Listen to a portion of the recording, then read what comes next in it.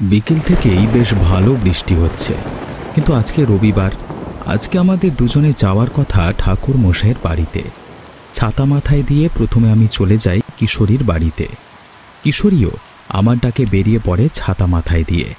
তারপর দুজনে বেরিয়ে রাস্তা দিয়ে হাঁটতে হাঁটতে তেলে ভাজার দোকান থেকে তেলে ভাজা কিনে নিই। তারপরে পৌঁছে যাই ঠাকুর মশাইয়ের বাড়ি। ততক্ষণে বৃষ্টি আরও জোরে পড়তে আরম্ভ করেছে। চারিদিকে অন্ধকার হয়ে গেছে। আমরা দরজায় টোকা দেওয়ার আগেই চারি দরজা খুলে ফেলল। এ বাবা, এই বৃষ্টিতে তো দেখছি আপনারা একদম ভিজে গেছেন।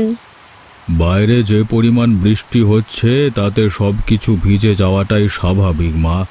কাকাবাবুদের গা মোছবার জন্য কিছু দাও, আর একটা হেরিকেন নিয়ে এসো। ঘর ভেতরটা পুরো অন্ধকার হয়ে গেছে। চারি ভেতরে চলে যায়। আমরা দুজনে খাটিয়ার এক পাশে বসে পড়ি।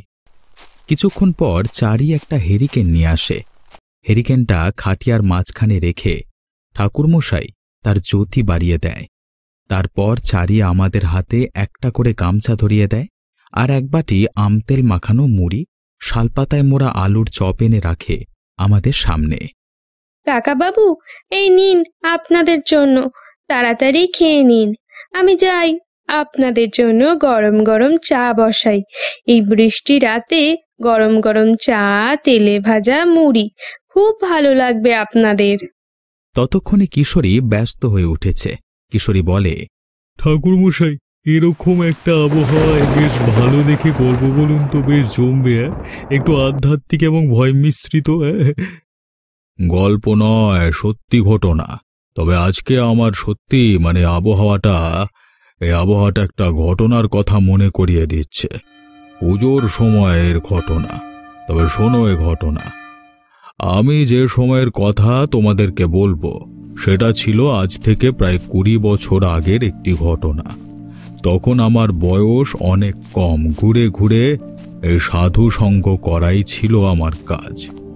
সেরকমই ঘুরতে ঘুরতে এক শ্মশানে হঠাৎই দেখা হয় এক তান্ত্রিক কাপালিকের সাথে। আমি ওনার সাথে 2 দিন থাকি। ওনার কাছ থেকে কিছু জ্ঞান অর্জন করি। উনি তখন বলেছিলেন, সামনে একটা বড় বিপদ আসতে চলেছে, তবে তুমি পারবে উদ্ধার করতে, তুমি একমাত্র পারবে। তারপর আবারও হাঁটতে শুরু করি। হাঁটতে হাঁটতে পৌঁছে যাই এক শ্মশানের সামনে। সেখানে পৌঁছাতেই বাতাসে আমি এক সুন্দর গন্ধ অনুভব করি। দেহের ক্লান্তি অনুভবে আমি বসে পড়ি একটা গাছের তলায়। লক্ষ্য করি গাছটা থেকে কিছু দূরে একটা শ্মশান। সেখানে বসে চোখ বন্ধ করে ধ্যানে মগ্ন হয়েছি। হঠাৎ শুনতে পাই এক কিশোরীর সুমধুর কণ্ঠ। আমাকে উদ্ধার কর তারানাথ, আমাকে উদ্ধার কর, আমি এখানে বন্দি। আমাকে উদ্ধার কর, ওরা আমাকে বন্দি করে রেখেছে। আমাকে উদ্ধার কর বাবা, আমি এখানে বন্দি, আমাকে উদ্ধার কর। আমি কণ্ঠ শুনে চোখ খুলে তাকাই। আশেপাশে কাউকে দেখতে পাই না, কিন্তু একটা সুন্দর মিষ্টি গন্ধ অনুভব করি আমার আশেপাশে। ধীরে ধীরে সেই গন্ধ বাতাসে মিলিয়ে যায়। ততক্ষণে আকাশ পুরো কালো মেঘে ঢেকে গেছে, আর মন বলছে এখানে থাকলে আমার বিপদ। হঠাৎ শুনতে পাই আবার সেই কণ্ঠ, চলে যা এখান থেকে, চলে যা, এখানে বিপদ। এই গাছের তলায় থাকিস না, তোর বিপদ হলে আমাকে কে উদ্ধার করবে? চলে যা এখান থেকে, চলে যা, চলে যা। আমারও মধুসুন্দরী দেবীর কৃপায় কিছু অভিজ্ঞতার সঞ্চার হয়। আমি বুঝতে পারি এখানে থাকাটা আমার সত্যি বিপদ। ওখান থেকে দ্রুত উঠে সরে আসি। হঠাৎই সেই জায়গায় এক শুকনো বাজ পড়ে গাছটা দাউ দাউ করে জ্বলে ওঠে। সে কি, এ তো এক বীভৎস ঘটনা। বীভৎস বলে বীভৎস। সেদিন খুব জোর বাঁচান বেঁচে গেছিলাম। ঘন ঘন বজ্রপাত আর বৃষ্টির জন্য আমি এক নিরাপদ আশ্রয় খুঁজছিলাম। হঠাৎই সামনে একটা কুঁড়ে ঘর দেখতে পাই। সেখানে গিয়ে ডাকতেই ঘর থেকে বেরিয়ে আসে একটা বউ। কে? আমি আমি পথিক, পথে পথে ঘুরে ঘুরে থাকি আর কি।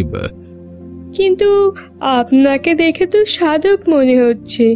আপনি আসুন বাবা, আপনি তো পুরো ভিজে গেছেন। ঘরের ভেতরে প্রবেশ করে দেখি ঘরের ভেতরে খাটিয়ার উপর বসে আছে এক সাদা ধবধবে পাঞ্জাবি পরা লোক। তার পায়ের কাছে বসে আছে আর একটা লোক। আপনি আপনি এই খাটিয়াটায় একটু বসুন বাবা। আমাকে খাটিয়াতে বসতে বলে বউটা মেঝেতে বসে পড়ল। এমন সময় সাদা পাঞ্জাবি পরা লোকটা বলে উঠলেন, আপনি এখানে বসুন বাবা। আজকে বৃষ্টি হচ্ছে বলে আমি যেতে পারিনি, তাই আমি এদের বাড়িতে আশ্রয় নিয়েছি। আমি খাটিয়ার একধারে বসে পড়লাম। এমন সময় পায়ের কাছে বসে থাকা লোকটা বলল, ভালো, অনেকদিন পর আমার এই বসত বাড়িতে সাধক মশাইয়ের পা পড়েছে। আমার আমার জীবন ধন্য হয়ে গেল। তুমি বসে আছো কেন? যাও না, একটু জল বাতাসা নিয়ে আসো। এই গরিবের ঘরেই জল বাতাসাই সম্বল বাবা। রঘু কথাটা বলবার সাথে সাথেই তার স্ত্রী উঠে সমস্ত কিছু দিয়ে গেল। বৃষ্টি কমলেই রঘু আমরা বেরিয়ে পড়বো। হ্যাঁ, আর তুইও নিয়ে নিস। আজকে রাতে ওঠার যে বেশি দরকার, নয়তো ঘোর বিপদ। আজকে একাদশী, এরপর থেকে অমাবস্যা পর্যন্ত ঘোর বিপদ। বাবু, তা বলতে আমি আপনার জন্য দুটো মুরগি আগে থেকেই সইরে রেখেছি। এই বড় বড় মুরগি। কালকে তো বলেছি ছাগলের জোগাড় করতে। আমি ওদের কথা শুনছিলাম। আমার মনে হচ্ছিল ওনারা কোন এক বিপদের কথা বলছিলেন। আমি সেটা বুঝতে পেরে আমি বিচলিত হয়ে পড়ি। রঘু কথাটা বলবার সাথে সাথে তখনই ঘরের পেছন দিক থেকে এক চিৎকার ভেসে এলো। আমরা সকলেই ছুটে গেলাম সেখানে। গিয়ে যা দেখলাম তাতে আমাদের চক্ষু চড়ক গাছ হয়ে গেছিল।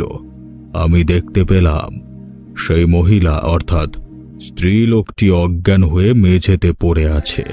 তার পাশে অর্ধ কঙ্কাল শরীর থেকে মাংস ঝুলে পড়ছে এক পৈশাচিক শক্তি। সে সেই মহিলার পা ধরে টানবার চেষ্টা করছে। আমি সঙ্গে সঙ্গে আমার ঝুলি থেকে কিছু জবা ফুল নিয়ে মন্ত্র পড়ে ছুঁড়ে দিলাম সেদিকে।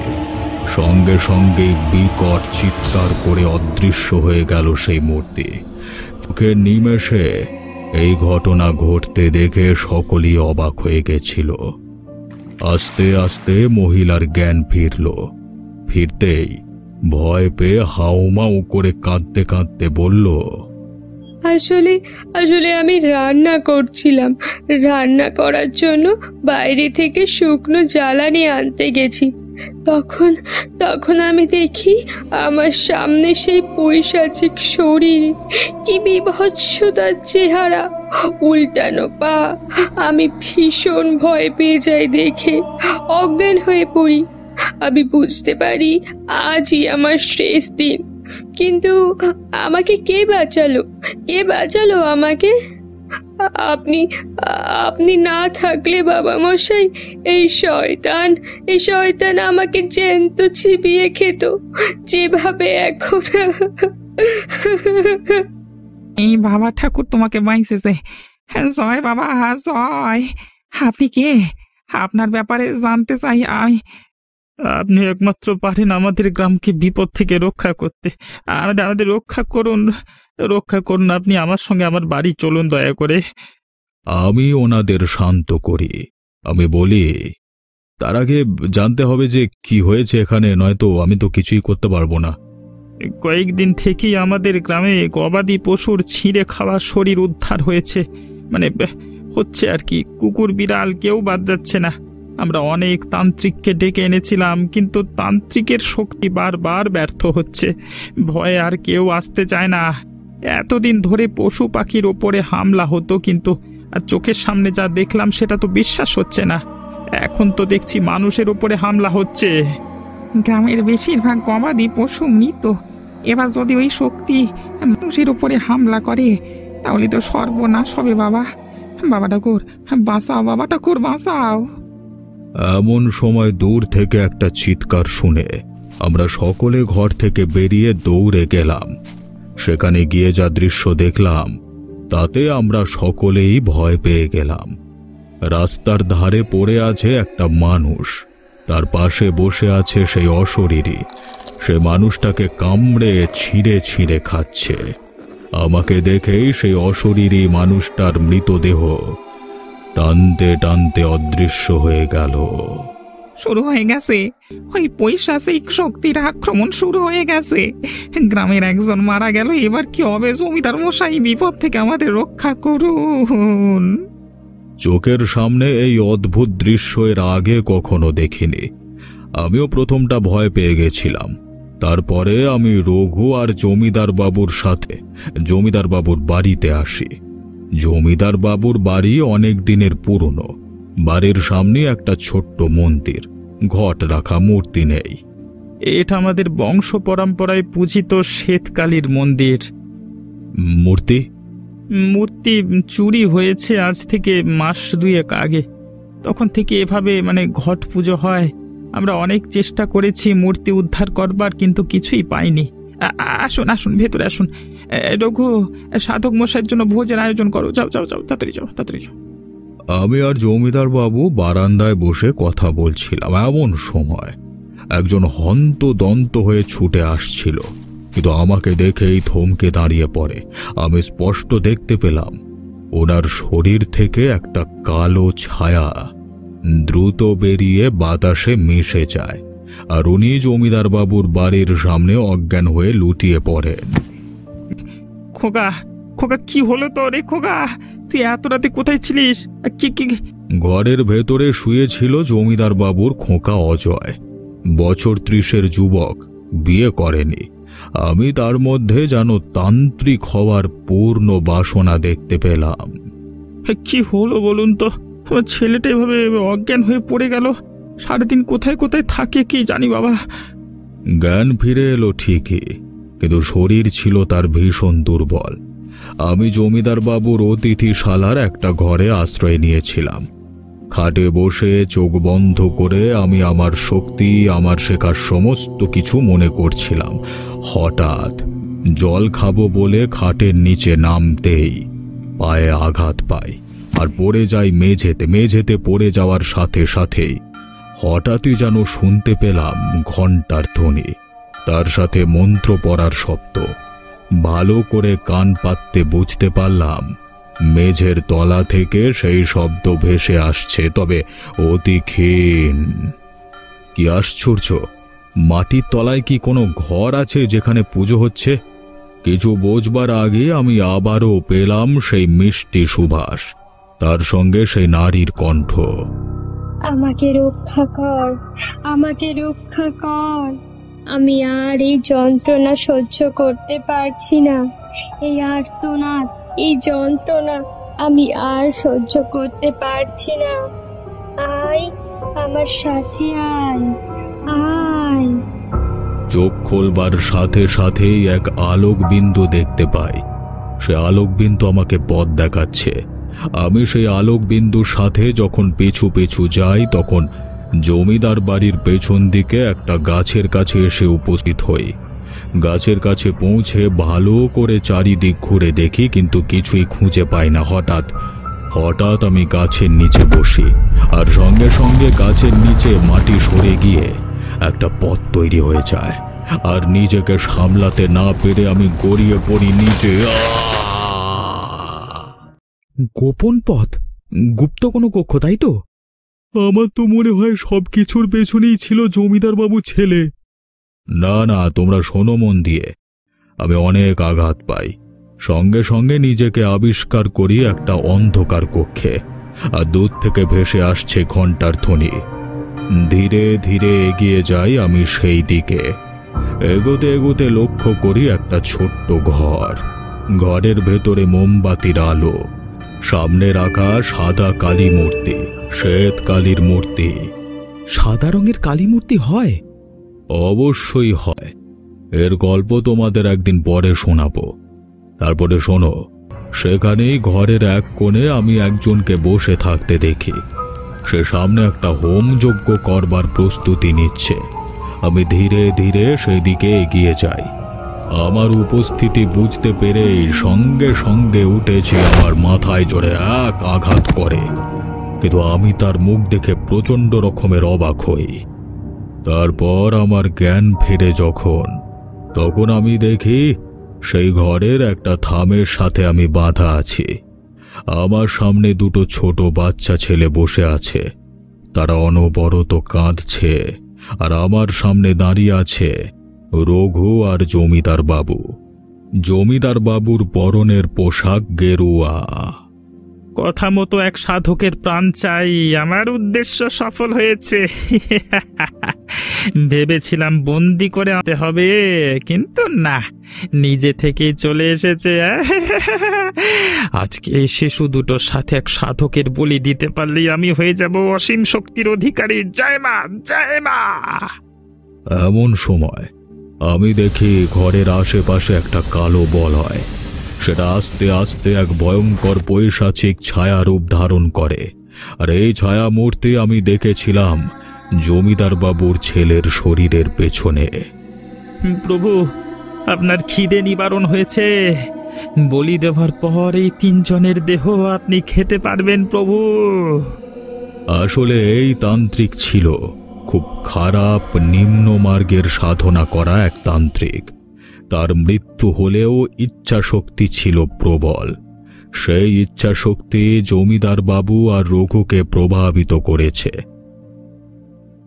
হয়তো কোনো শরীরের মাধ্যমে সাহায্যেরা জানতে পেরেছে তন্ত্রের অনেক নিম্নমার্গ শুভ শক্তিকে বন্দী করে তাকে দিয়ে অনেক উদ্দেশ্য সাধন করা যেতে পারে। তাই জন্যই ওই কালী মূর্তিকে এখানে বন্দী করে রাখা হয়েছে। আর এতক্ষণ আমি যার কণ্ঠ শুনতে পাচ্ছিলাম তিনি আর কেউ নন, স্বয়ং কালী মা। আমার ততক্ষণে চক্ষু বিস্ফারিত হয়ে গেছে, কারণ তখনই শুরু হয়ে গেছে যজ্ঞ বলি দেওয়ার জন্য একটা ছেলেকে প্রস্তুত করা হচ্ছে। আমি বহু চেষ্টা করি নিজের হাতের বন্ধনকে আলগা করবার। কিছুক্ষণ পর সেটা অস্বাভাবিক হয়ে যায়। নিজেকে মুক্ত করি, পড়তে থাকি মন্ত্র, কিন্তু যেখানে পৈশাচিক আর মানসিক শক্তি একসাথে আছে সেখানে আমার মতো তান্ত্রিক একাকী কি করবে? তিনটে শক্তিকে একসাথে পরাস্ত আমি করতে পারি না। এমন সময় শুনতে পারি একটা কণ্ঠ, জমিদার বাবুর ছেলে অজয়ের কণ্ঠ। সেই সঙ্গে সঙ্গে তার হাতের বল্লম দিয়ে প্রথমে রঘুকে, তারপর জমিদার বাবুর শরীরের ভেতর প্রবেশ করিয়ে দেয়। একই করলে তুমি? আমি দেখি আমার চোখের সামনে সঙ্গে সঙ্গে সেই কালো ছায়া জমিদার বাবুর শরীরের ভেতর প্রবেশ করে আর এক ভয়ঙ্কর পৈশাচিক রূপ ধারণ করে। তুমি কি করলে? চোখের সামনে সেই ভয়ঙ্কর শক্তি অজয়ের উপরে হামলা করে। আমি মন্ত্র পড়তে শুরু করি এবং এক জ্বলন্ত আগুনের টুকরো ছুঁড়ে দিই সেই জমিদার বাবুর শরীরের ওপরে। হাতের কাছে থাকা ঘিয়ের কৌটোটাও ছুঁড়ে দিই। ঘি আর আগুনে দাউ দাউ করে জ্বলতে থাকে সেই পৈশাচিক শরীর। বাচ্চা ছেলেগুলো ততক্ষণে অজ্ঞান হয়ে গেছে। পরের দিন সকালবেলায় আমরা দুজনে বসেছিলাম জমিদার বাবুর বাড়িতে। জমিদার বাবুর ছেলে অজয় বলেন, আমার বাবা আর রঘুর ওপরে অনেকদিন থেকে আমার যথেষ্ট সন্দেহ হয়েছিল, আর সেই পৈশাচিক শক্তি আমাকে ভর করেছিল সেটাও আমি বুঝতে পারছিলাম, কিন্তু আমি কোনো মতেই কিছু করতে পারছিলাম না, কারণ আমি আপনার মতো অত বড় মাপের এখনো তন্ত্র সাধনা করতে পারিনি। তবে কিছু করবার ছিল না, ওদের দুজনকে মরতেই হতো। সবকিছু ওই কক্ষের মধ্যেই চাপা পড়ে যাবে। এই কুলদেবীকে আশ্রয় করেই আমার বাবা মেতে উঠেছিল ভয়ঙ্কর তন্ত্রে। আমি জানি না কিভাবে কি করে এই তন্ত্রের দেবীকে বন্দী করে রেখেছিল।